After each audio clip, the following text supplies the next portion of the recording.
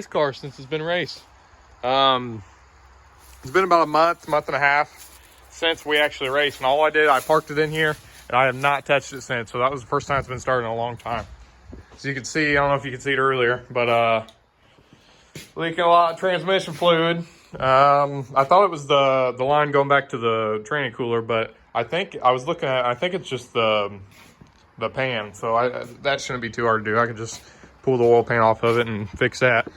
But anyway, other than that, there's no other major leaks. I mean, the motor's not leaking. Even if it was, I'm gonna pull it out this winter, and we're gonna freshen it up and go over everything. I don't even know anything about it. The guy didn't know anything about the internals or anything, so we're gonna look everything over, measure everything, and freshen it up.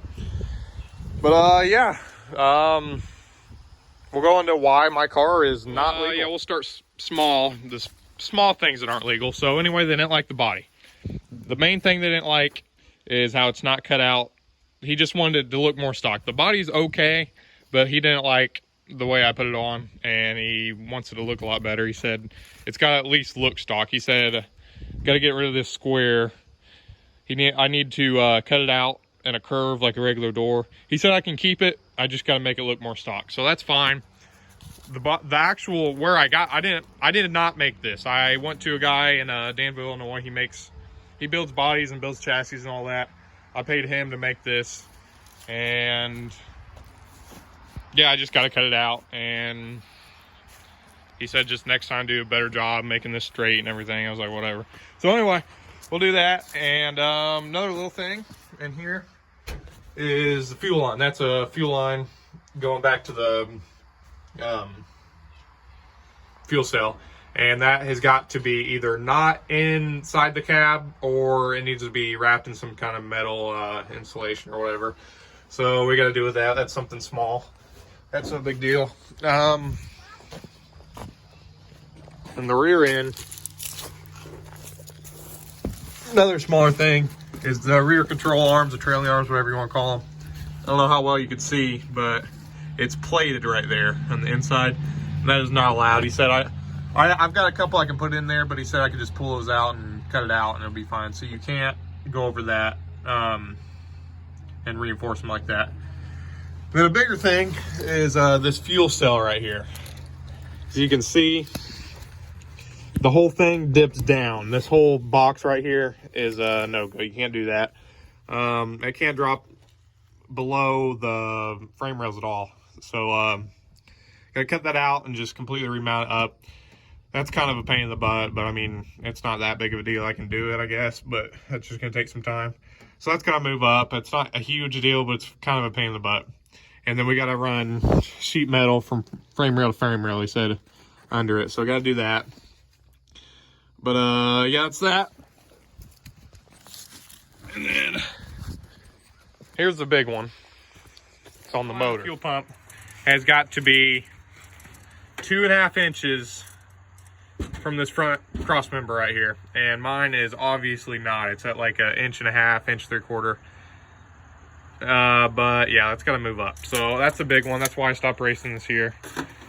So anyway, it's not a huge deal. We're gonna pull the motor out anyway. So when we pull that out, we're just gonna have to move it up, remount the motor mounts, and deal with all that. But that's not a huge deal. Anyway, that's about it. You guys haven't seen this, but I bought a parts car. This used to be a race car. I used to race at Paragon. Bought it for $250. Had a roll cage in it. I cut it out and used some of the tubing for some stuff. But yeah, been taking apart the front end. Took all the steering out of it, and I'm going to take the upper and lower control arms off, and I've just been parting things out. Another thing, I'm try to take as much of the floor pan of the rear out as I possibly can, because we still have this car. Never sold it. I'm sure if you follow the YouTube page, you've seen videos in this car, and even though I bought that car, we're still going to be building on this car. I'm not getting rid of it yet. That parts car came with good doors. It's got a hood and a truck lid and all that. So we're gonna put the floor pan here, and we're gonna keep building on this. The plan is, there's no point in me getting rid of this, so I might as well go ahead and I'm gonna try to make this one a complete roller.